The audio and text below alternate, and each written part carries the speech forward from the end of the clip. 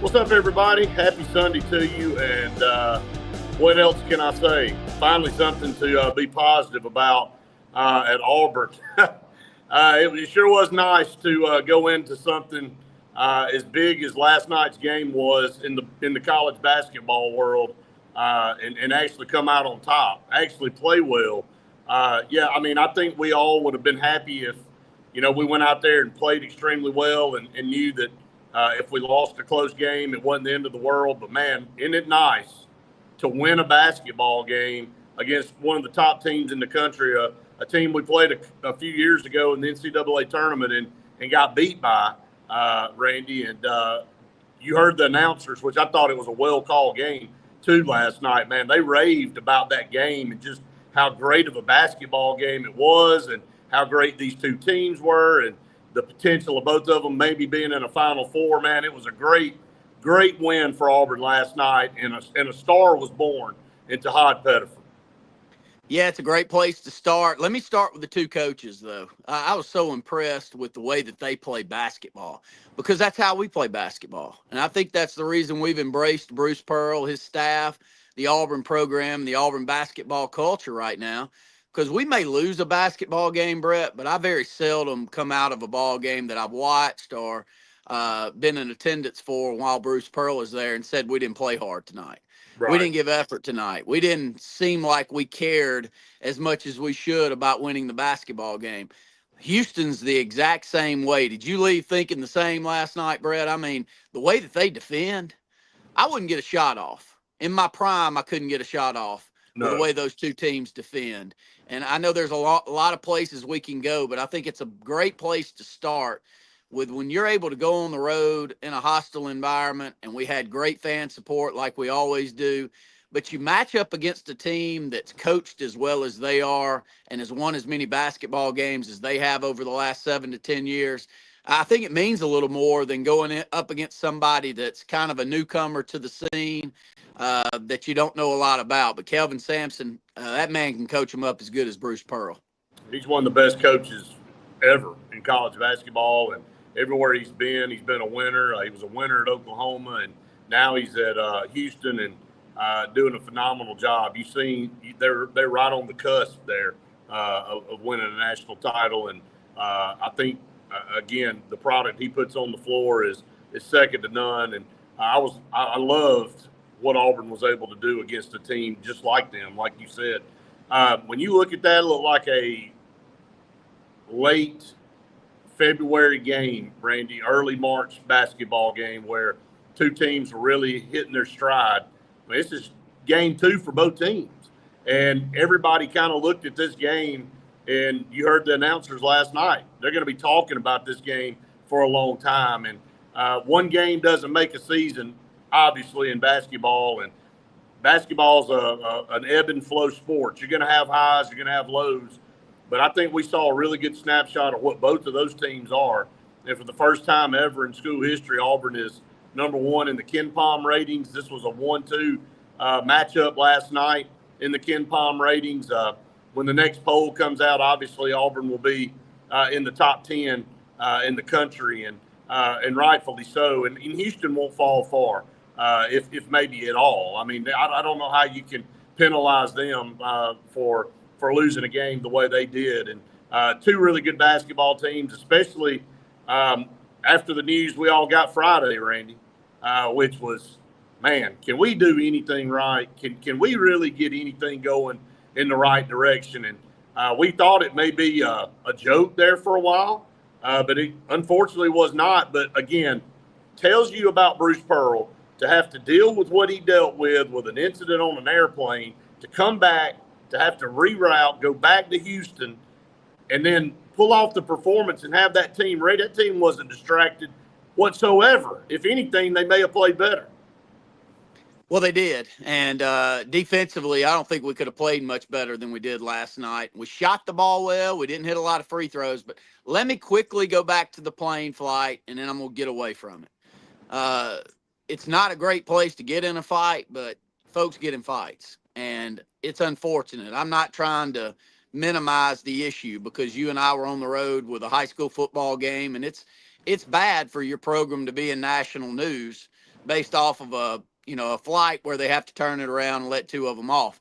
I say that, and I hope that I didn't see something that I wasn't wanting to see in that first game. But we've got our Auburn text thread, and I'm on a number of them, but one of my biggest one that probably has the most back and forth. We were having a text thread during the first basketball game, and I'm sitting behind the goal on our end, and I'm on the left side, which is where Ja'Kai Howard's lining up for all of those videos that have now been passed around a million times. Over 20 million views, by the way, for that edited video.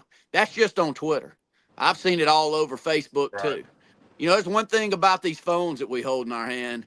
If you have bad sportsmanship, terrible body language, it's going to find you. And I send all of you a message, and I said, I hope I'm not seeing what I am. But Ja'Kai Howard had his rear end on his shoulders this entire game. If he's not the one shooting the ball, if he's not the one making the play, he is not cheering for a teammate, and he is yelling at his teammates for not passing him the ball. It was a bad look. It was the only bad look I saw in what was one of the best basketball games against an NCAA team that you could ever ask for Auburn. So I trust Bruce Pearl. I definitely trust this staff to make the right decisions around him. I don't want to speculate on what went on the plane, but I did see that with my own two eyes. And I told all of you during the game that it was an issue. And of course, he's the one of the two that are on the plane having the problems. They got to get that corrected, because I told y'all during the game when we were back and forth on it. I know what type of talent he is, and I've watched him since he's young, and I've seen that he's been on some of the top AAU teams, and I know he jumps out of the gym. But this team right here has got a really nice culture and atmosphere around it with a bunch of seniors that have been there for a long time that cheer for each other, and they play extremely hard, and they're coached as well as anybody in the country. And you cannot throw a dynamic in the mix there that's going to screw up this team chemistry. And I'm hoping, I'm very confident Bruce Pearl will get it straightened out. Let's go into the positives, Brett, but I'll give you a quick take on your thoughts on that as we move forward. Well, after you said what you said after the game, and then the video came out, it just confirmed exactly what you saw. And then it went viral. And then it was like, man, I hope this is a one-off. I hope this kid isn't a cancer, because he was a tremendous recruit, one of the top players in the country. But you got to learn to play with a big boy team. And all of those guys were the guy on their team, okay? And then when you get to a team that's got a chance to win a championship, maybe you aren't the guy anymore. Maybe you can be part of the guys, but you're not going to be the one that just touches the ball whenever you want to do it. And when, again, you saw last night, Miles Kelly, he didn't have some stellar night. It would have been easy for him to go, man, I didn't get enough shots from outside. That's not how you win championships. And, the kid's young. Maybe he's frustrated. I don't know if we don't know what went on that plane. We probably never will. But somebody said something to him, or he said something to Hudson, and it turned into what it turned into. Teams getting fights all the time, practicing, doing things like that. It doesn't mean that your team's going to fall apart, but it was not a good look. What was a good look was 24 hours later, Auburn beat a very good basketball team, and it did not allow it to carry over into the game and affect how Auburn played. And that's good leadership from Bruce Pearl. You and I can't control somebody fighting. I mean, one of our kids or somebody like that, we tell them what to do. We try to instruct them how to act, but we can't control them 24/7. And so if somebody gets in an altercation, they get in an altercation. I hope they learned a lesson from that. And my last thing I'll say about Ja'Kai Howard, he's going to have an opportunity, Randy, to show the world he's grown up a little bit. That, we haven't heard from him. He hasn't apologized. We hadn't heard anything from Hudson or anybody really. Bruce Pearl really hasn't talked about it that much. But he's going to have an opportunity to get back on the floor and prove himself. And I hope he learns from it. So we'll end with that, and we'll move on. Auburn's 2-0. They're number 1 in the Ken Palm rankings for the first time in school history. Look, this is just the beginning of a gauntlet of really tough games for Auburn. They've got the Maui Invitational coming up in about a week and a half. You look at, Iowa State will be their first opponent out there. You don't know who they'll get after that. then they'll come home and play Duke, then they'll play Ohio State, then they'll play Purdue, and then it'll be ready for SEC play. But they come back home on Wednesday, and they'll take on Kent State. So I know Auburn fans will be excited to see this team up close and personal again in Neville Arena. But I want to go back to Pettiford, Randy. You and I talk about point guard play all the time. This young man showed up in a massive way last night on a massive stage against an unbelievable basketball team. That guy is a gamer. He took the game over. I know you want to add some information about Chaney Johnson and your thoughts on how he kind of carried us in the first half. But Tahad Pettiford, man, thank God we got a guy that lived up to billing. I hope he continues, but I don't have any doubt in my mind after seeing that. This is just the first of great performances we're going to see out of that kid. Well, I'll tell you what our good friend Wesley Coleman told me on Friday. He said, I know he didn't score any, but he was more excited about Tahad Pettiford and what he saw on the court with his defensive ability and the athleticism that he showed during that first game than anybody else that he saw. And, boy, he was dead on because last night he got his opportunities. And, Brett, when he got them, he embraced the moment. There's a couple of things I noticed about Tahad Pettiford that you just hope and pray for in a point guard. One, he's just on campus. He hasn't been there long. But did you notice who the leader was on that court? It was him. At the end of the basket? It was him. Did you see who the most vocal person talking to the bench and back to the players on what was about to happen on the court was Tahad Pettiford? Right. And now he is coached by one of the very best high school coaches this country's ever produced in an area where if you aren't coached well, you get run out of the gym in New Jersey. We've all known that. There's some unbelievable academies up there that have produced some of the very best basketball this country's produced over the last 50 years. And he just happens to be the next one up. I'm just thrilled we got him. One of the top McDonald All-American recruits Auburn's ever gone out and picked up. But another thing that I noticed about him, sure, it's very easy to point to his touch from the perimeter, how willing he is to embrace the moment. But did you see him get fouled at the end of that basketball game and what he said? All right, he gets fouled with about 9 seconds to go before the ball's inbounded. And he was thrilled to death that they chose him to foul. Exactly. So he pretty much looked over and said, that's it. We're good now. You could sense the way he carried himself. And he walked to the free throw line, which you can't say enough about point guards that have the ability to go to the free throw line and win basketball games for you.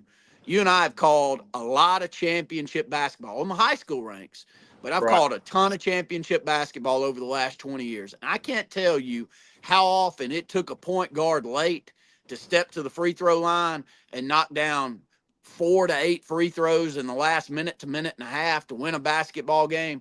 And you can watch the way that they step up and see if they're going to make it. Brett, he didn't touch rim. These were one little dribble, step up, knock it down. One dribble, step up, knock it down. We got a dog at point guard, and we needed one because they got one across the state that I think's the best in the country in Mark Sears. So if we can compare, if we ever get a point guard, and I think we got one right now, that compares to that beast they got across the state and Mark Sears, then we've got something. And I've said it until I'm blue in the face, Brett. If we can get well above average play at point guard, we can win a national title. I think we're that good everywhere else. And J.P. Pegues, he didn't have his best night, but he doesn't have to. I think he is going to be a good from time to time. He's played so much basketball. He averaged 19 points a game this last year at Furman. I think he's going to have his moments where he wins basketball games for us. But Pettiford's the man, and I'm thrilled we got him. Well, let me say this. You got to have a guy at the end of a basketball game that you want the ball in his hands. You don't want to be in a situation where you're looking around going, all right, who do we want in here? Who do we want with the ball? Who do we want to go to the free throw line? Look, Janai Baroom is definitely a guy that should be up for Player of the Year nationally. Again, monster night again, 10 of 15. 4 of his misses were from behind the arc. And, he's going to have nights like that. He's going to take 4 or 5 for threes. We want him to. There's like Vermont, he's going to hit 2 or 3 of them sometimes. The problem with Janai Broome is he can't make free throws. If you'll remember 2 years ago against Houston, coming down the stretch, they fouled him. He went to the line. He could not make a free throw. It was a mirror image last night. Auburn was 13 and 19 from behind from the free throw line, but Janai Broome was 0 of 4, so 4 of those misses were his. And then you had Chaney Johnson, who was 5 of 7, but you had Chad Baker-Mazar, who did not score, Randy, believe it or not, until late in that basketball game, and ended up with 7 points. But he was 2 for 2. Denver Jones was 2 for 2.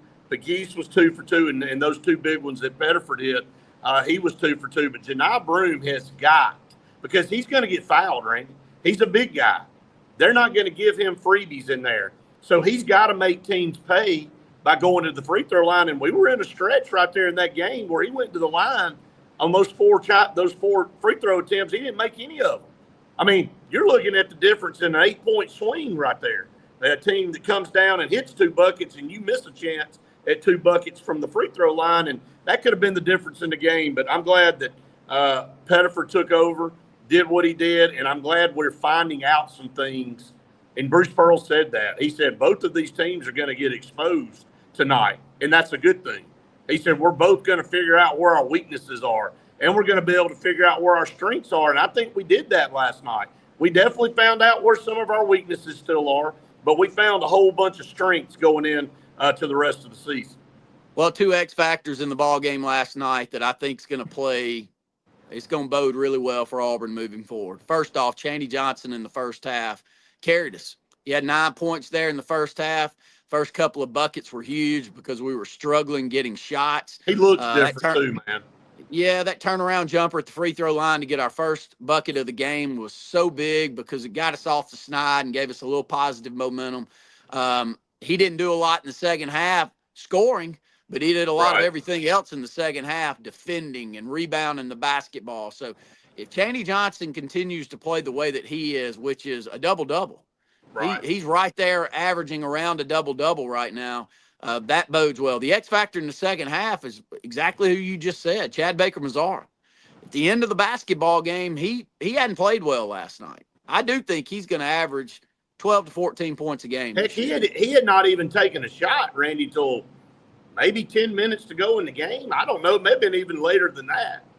But those couple of buckets he hit late, that 3-point shot that he made, the jumper that he hit, and then to go to the free throw line and knock down a couple of free throws in key moments like that tells you how much confidence he has. Right. So, again, my X factors are we don't necessarily have to have the same 4 or 5 play well every night.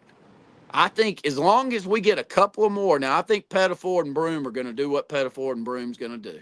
Right. But if we get 2 or 3 more to sneak up to around that double-figure mark, and Broome averaged 17, 18 points per game, which I think he's going to, and Pettiford, I think he's going to average anywhere between 12 and 15 points per game. I think you're going to get it from them as long as the minutes stay up for Tahad Pettiford.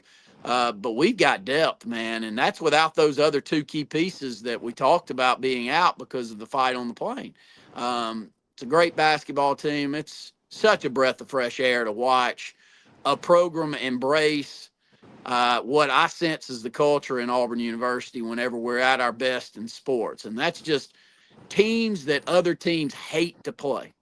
I don't know if there's a better compliment that you can give to a program, or at least I've never known one that was ever given to any teams that you and I have covered or that we were part of growing up, is that I hated playing y'all because you play so physical, and there's never a moment where I don't feel like you're on your A game really trying to give maximum effort. And Bruce Pearl demands it, Brett, and he got it last night.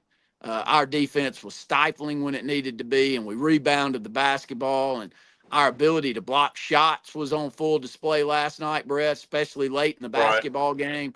The ceiling's extremely high. I think it'll only get better, and I hope we clean up the issue that we saw on the plane. But it is what it is. I'm not going to look too much into that. I'm not going to expand on that anymore, and I do trust that we got the right coaches in place that are going to demand excellence from all these guys. Well, maybe that needed to happen. Maybe if there was an underlying problem, go ahead and get it corrected right now. You know, before you get into the meat of your schedule and you're starting to get things going, go ahead and either figure out if they're going to be part of the solution or if they're going to be part of the problem. And if they're going to be part of the problem, then go ahead and decide to part ways. Look, I don't know what Aiden Holloway is going to do this year for Alabama. He didn't work out for us last year, okay? So Pettiford right now looks like he's going to work out fine for Auburn. So every time you go out and get a top-ranked recruit doesn't always mean they're going to pan out. Sometimes they do, sometimes they don't. So, look, I'm not saying that the ship is sailing on Ja'Kai Howard yet, but he's got some things in his personal life he needs to clean up. He's got to be a better teammate. He's got to come back and be a team player and find a way for him to mesh. He's got a place in this team, but he's got to find his place, and he's got to quit pouting like a little 6-year-old kid that went to Walmart and their mama told him they couldn't get a toy that day. And because that's disgusting to me in itself when you got a teammate that's on a heater like Miles Kelly was. And, of course, you want to keep feeding that guy. The energy level of Neville Arena exploded. Everybody wanted him to keep shooting, and he's over there in the corner jealous because one of his teammates is getting the spotlight and he's not getting the spotlight. So let's see if he can clean that up, and hopefully he will. All right, so around the SEC last night, only one other game that matched up two ranked teams was Baylor and Arkansas lost 72-67. It was a good basketball game, but Baylor was able to win. You know, last year we lost an early game to Baylor, and it really was one of our better opponents in the non-conference schedule. So John Calipari, Arkansas, hey, let me tell you something, Randy, they look different. That didn't look like the same. That didn't look like the team that Musselman had last year. This was a very well put together Arkansas team. So they're going to be a player. Tennessee beat Louisville last night, 77-55. You know they're going to be a player. They're ranked 12th. We know what Alabama is. You know the good thing is, and Luke said this on Sports Blitz the other day. Alabama plays Houston and Alabama plays Purdue. We have a chance to possibly play North Carolina in the Maui Invitational, and Alabama's going to play North Carolina the same night we play Duke. So there's an opportunity for both of us to play three teams crossover in the non-conference schedule, three really good teams. And it's not like I'm sitting here, and I know it's early November, but I'm not questioning whether Alabama's got a good basketball team, and I don't think Alabama's looking across the state at what we're doing at Auburn and questioning that. I think we're equal to all of those teams that you bring up, Brett. It's a new day and age. Luke got on to us last year. He said, quit going on air and talking about what a tremendous job and how great and all this and can't believe the change. He said, man, we're 7 to 8, 9 years into this thing where Bruce Pearl and Alabama program have really taken a giant leap forward. And he's right, man. That's who we are now. I mean, this didn't just start yesterday. Right. We've both been to Final Fours now, and we both have two of the best teams that program history with some of the best players we've had in program history, and Mark Sears over there and Janai Broom at Auburn. Nobody would deny that. So, hey, enjoy it while we got it. As long as Bruce Pearl's here, I'm going to enjoy it. Talking as many positive things about Auburn sports as I possibly can because football keeps me from doing it. Yeah, no doubt. And again, we just wanted to come on like we did. We were going to come on late last night and decided we'd just come on early afternoon on a Sunday and kind of talk about this and not be in a rush. But it was a big win. Let's just not underscore that enough.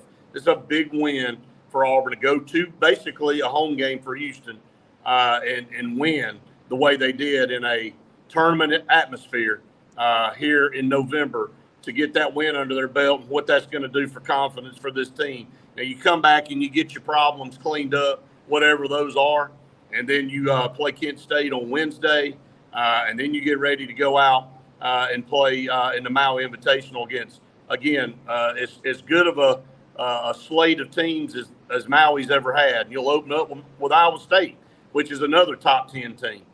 So there's no rest for the weary with this schedule, and I'm excited about it. I know you're excited about it. I think you were about to jump out of your skin that we had a point guard that actually showed up and performed because it's been a few years since we have. I'm not knocking the guys that we've had the last several years, but we haven't had the elite point guard play that we needed to get us over the hump like we saw last night and what the potential is for this team moving forward. Not all around. We've had, Wendell Green and others go off offensively, but Pettiford defends as well as he plays on the offensive end, Brett. Right. He is a tremendous pressure athlete, on-ball defender, quickness, great ball skills. You see the ball in the air. He's making plays on it, and he's got a frame. This is not a mini-mite out there. This is a taller, stronger freshman that is going to be able to match up with any point guard or any guard system that we're going to find moving forward. It was something to watch. You hope that what you get or the recruits that you get in are going to perform up to the level that you've heard. Well, everything that we were advertised by Tahad Pettiford we saw last night, and I'm sure we'll be talking a lot more about him as the year moves on. I do want to end. We've gone through basketball just real quick around the SEC yesterday in football. Texas destroyed Florida, but Florida comes out with a statement saying Napier's back next year. So Scott Strickland comes back and confirms that Billy Napier will be back. And I've seen a lot of Florida podcasts and things this morning saying that Florida's program has dropped to a level that they never thought they would see. And Auburn, we feel the same way. We feel like our program's probably in the same situation as Florida. Georgia loses finally. Carson Beck, outside of a quick pick right there at the beginning of that game and scoring on a short field, Georgia only manages 3 points offensively. Ole Miss is really playing good football right now. They destroyed Georgia. There's no other way to spin it. This was a team that last year got their doors blown off by Georgia. They turned around and repaid the favor last night or yesterday afternoon. And Georgia's in trouble. Georgia's in a situation where Carson Beck's just not getting it done for whatever reason. He doesn't have those two key players in Brock Bowers and the other kid, the name slips me, that were just sure enough go-to guys, and he doesn't have confidence with some of these other guys. So Georgia falls. What about South Carolina, Randy? They ran Vanderbilt out of their own stadium. That team is playing great football under Shane Beamer. They're where we wish we were. That's exactly what I'll say about South Carolina. They're on the up. They're getting coached up. You can tell they're playing physical football. They run it at you and make you like it with big, strong, physical backs. It's the type of program I want at Auburn. Right. I want a culture that, like I said a little bit earlier, like we get with Bruce Pearl. You're going to get effort. You're going to get hard-nosed, competitive spirit with big, strong guys that seem like they've been pushed to the limit. I don't see it with our football program right now. Absolutely don't. But South Carolina's getting it with Beamer. He's working out, isn't he? I could see them. I don't see them taking a step back the way that they're playing. This is not just a quarterback that's going out there or one tremendous player that's going out there and making the difference. This is overall program, overall scheme, overall look tells you that they're just getting started. Well, you know what? You said it pretty much in a nutshell. That's what Auburn should have done to Vanderbilt last week. When you have a quarterback that came in and performed as poorly as Pavia, you should have won that ball game 28-7 or something. Instead, you lose 17-7. Shows you where we are in comparison to South Carolina. Couple more games. Missouri, the scoop and score against Oklahoma with 23 seconds to go. That game was tied at 23 apiece. And Oklahoma's like us. They find ways to lose, man. And they get a strip sack. Missouri picks it up, and they go and score. And so you got teams like Missouri and South Carolina that find ways to win football games, and you got teams like Florida, Oklahoma, and Auburn that find ways to lose football games. And all three need a culture change. All three need to basically break it all back down to ground level and pretty much start over. And then finally, Alabama destroyed, and I mean destroyed, LSU, and it was the quarterback play. Jalen Milroe controlled that game, and Garrett Nussmeier is terrible, just like everybody thought he was. He's been smoke and mirrors. They haven't had good quarterback play all year, and it showed up in a major way last night. And LSU is out of the playoff talk. Alabama is firmly back in the playoff talk, and they'll be favored from here on out. They got a poor Oklahoma team left ahead of them. They've got a non-conference game left ahead of them, and then they play us. So they're going to be favored heavily in all of them. And so if Alabama wins out, here they are sitting in a really good situation to go to Atlanta and play for another SEC championship. Well, and they'll deserve to. And if they don't get in the playoff, if that's the case, something's wrong because they're one of the top 12 teams. They'll be in the playoff. Two huge tips of the hat that I want to throw out there. Jalen Milroe with quarterback development. What do we say at Auburn? Why in the world can we not bring somebody in and develop him? Last year, you and I on a number of programs felt like Jalen Milroe wasn't going to get it done, and they needed to look elsewhere. And he wasn't. I'm looking. We're not the only two. This was the national pundits saying the same thing. Right. That young man has worked exceptionally hard, and now he's the difference maker there for that Alabama team. So their development at quarterback has been exceptional for quite some time, and it's continuing under this new coaching staff, and Jalen Milroe's getting better week in and week out. Hey, LSU had some nice pressures dialed up last night. Couldn't get him. Couldn't hem him in, and he made massive plays, and I told y'all that's when you watch them play, that he's the biggest difference maker between what we see with Auburn right now and the rest of the SEC. If you got a guy that can go make a play from nothing, which Jalen Milroe can, it changes everything. And the last tip of the cap in NCAA football, first off, Indiana, I'll throw one more out there. Yeah, no but kidding. Deion Sanders. Anybody that says anything negative about what he's doing, just trying to find something negative to say about him. What he's doing at Colorado deserves all of the acclaim that he should get. Yes, he's got a great quarterback. And Shador, heck, you heard me say it. How many years did I beg for this? You know, you bring him and you bring a quarterback with him and you bring national attention. And I feel like at Auburn or one of these main programs, you're going to bring recruiting too if you fund him and let him go get it done. But he's doing it at Colorado. And we haven't seen this since Rashawn Salam back in the day running up and down the field, winning a Heisman Trophy. 1990. Eric Bieniemy. I mean, we haven't talked about Colorado for 30 years. But we're talking about him now, and he deserves. Indiana's coach is going to get Coach of the Year, but Deion Sanders got to be right there behind him with what he's done in year 2 at Colorado. All right, let's look ahead. Tennessee, by the way, the other game I didn't mention, they beat Mississippi State 33-14. They're running away from the rest of us right now too. Yeah. I'm talking about those of us that have been at the bottom, right, and are trying to come up. Tennessee's getting closer. Josh Heupel's got it going on, and all right. So guess what? Next Saturday at 6:30 in Georgia, Tennessee makes the trip. That's an elimination game in the playoffs. Both of those teams, the loser of that game is out. Can Tennessee make that final step? Can they take that final step that Josh Heupel's been trying to build for the last 3 years and get Tennessee into a position where they'll be in a playoff? We'll see. Missouri at South Carolina will be a good football game. LSU at Florida, Mercer at Alabama, Murray State at Kentucky, Texas at Arkansas, Louisiana Monroe comes to Auburn. Randy, we'll be talking about it all week. We'll be talking about it all week. And Louisiana Monroe's 5-4. I think they were 5-1, and now they've lost 3 in a row. But nevertheless, we know who we are. And then New Mexico State will take on Texas A&M. All eyes will be on that Tennessee-Georgia game at 6:30. Georgia is an early 8.5-point favorite over Tennessee, probably because more than likely it's Athens and it's at night. But I'm gonna tell you, if Carson Beck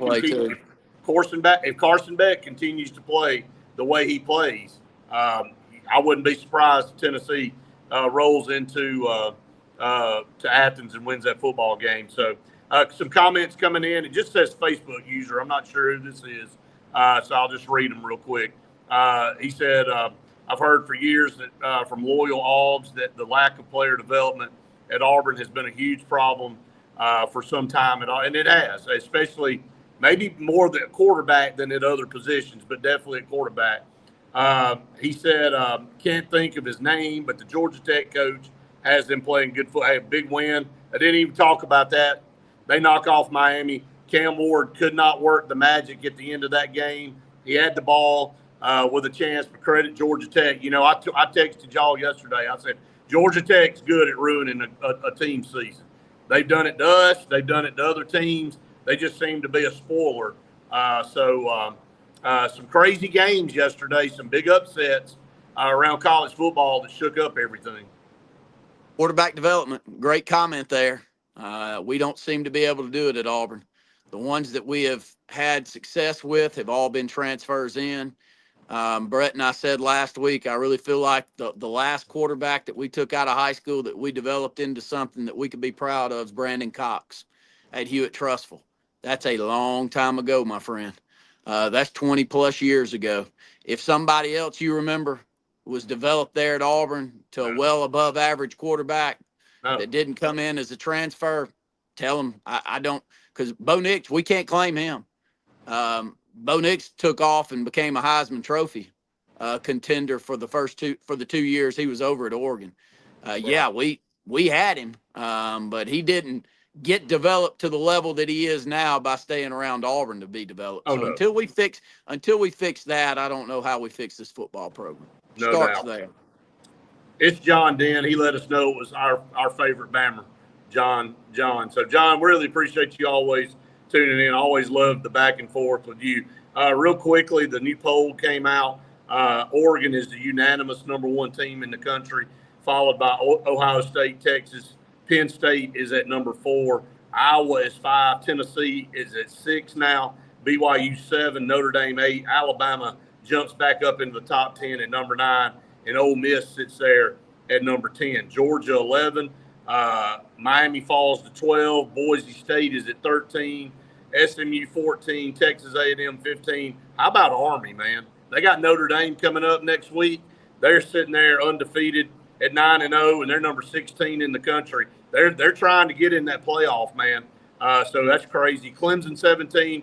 Your Colorado Buffaloes at 7-2 are number 18. Washington State 19. Kansas State 20, and then rounding out the 25 is LSU, Louisville, South Carolina, Missouri, and Tulane. There's South Carolina jumping up along with Missouri back into the top 25. So only 3 undefeated teams sit there in the top. And that's what John just said, too, right on cue. Only 3 undefeated teams in the top 10. You got Oregon, Iowa, and BYU. Anybody have that on their bingo card as your 3 undefeated teams right now going into mid-November? I didn't. But if I did have Auburn in there, I need to have my head examined. All I can tell you is the year moves on. So there's going to be a day where we actually listen to polls and talk about polls and check out these selection shows where Auburn's going to be in the conversation, but it ain't going to be this day. But thank the good Lord for Bruce Pearl and Auburn basketball, my friends. It's going to be a fun year. Women's basketball is really good. They are. Taking the next step. They got one of the top recruits in the country, the number 26 ESPN overall recruit in the country to commit yesterday. Sure did. I will promise you I will embrace Auburn women's basketball like we did during that 80s run with Ruthie Bolton and Vicki Orr and Joe Champy doing what he did at Auburn. I remember watching a lot of those ball games and enjoying it, Brett. So I think that's maybe not all the way there right now, but it's about to be. And we got the right coach in both of those basketball sports right now. So I'm excited about it. Yeah, Nyla Wilson's the young lady you're talking about. Yeah, she's number 28 overall player in the country and a 5-star. And, Coach Harris is doing a tremendous job. Butch Thompson is looking – with the way this baseball team's shaping up this year to make a furious comeback. We got new blood in the softball, so the spring's looking good as well. Just got to get our football program figured out. We're going to keep trying, going to keep working. We got good recruits coming in. We talked to somebody this week, Randy, you and I did Friday. We won't mention names, but believe it or not, the attitude's still good amongst the players. The kids, they're not leaving. They want to be there. They believe. This recruiting class is not going to fall apart. That's a big deal. Let's just figure out how to get things going down the track the right way, and I think we can build our program back to where we need to be because everything else is going in the right direction right now. War Eagle Tahad Pettiford. Close it out with that. Oh, man, it's going to be a fun year. Fresh air. Such a breath of fresh air. glad to have him. Going to get better throughout the year, man. To go out and perform the way he did on that stage as a freshman tells you all you need to know. That guy's got it in his blood, and he's going to do well. So we're going to sign off here. If you heard a roar in the background the whole time, I am on the balcony at the beach. We stayed down here from the football game, so we'll be headed back tomorrow. Andy and Jim will be on tomorrow for Auburn Blitz at noon, and you and I will be back with them on Tuesday. So we're excited about it. Everybody have a great weekend. Hey, and let's say this real quick. Happy Veterans Day. Thank you to all of the people that served. That will honor veterans tomorrow officially. But to be able to have the freedoms we have because the brave men and women that go and do and serve all over this world protect our freedoms. So my hat's off, and I know yours is too. Sure is. Got a lot of family members that are very proud of the service that they've had, and we'll all honor all of them tomorrow and talk a lot more about it. Remember what the holiday's for. All right, guys, have a good rest of your Sunday and Monday. We'll see you next week.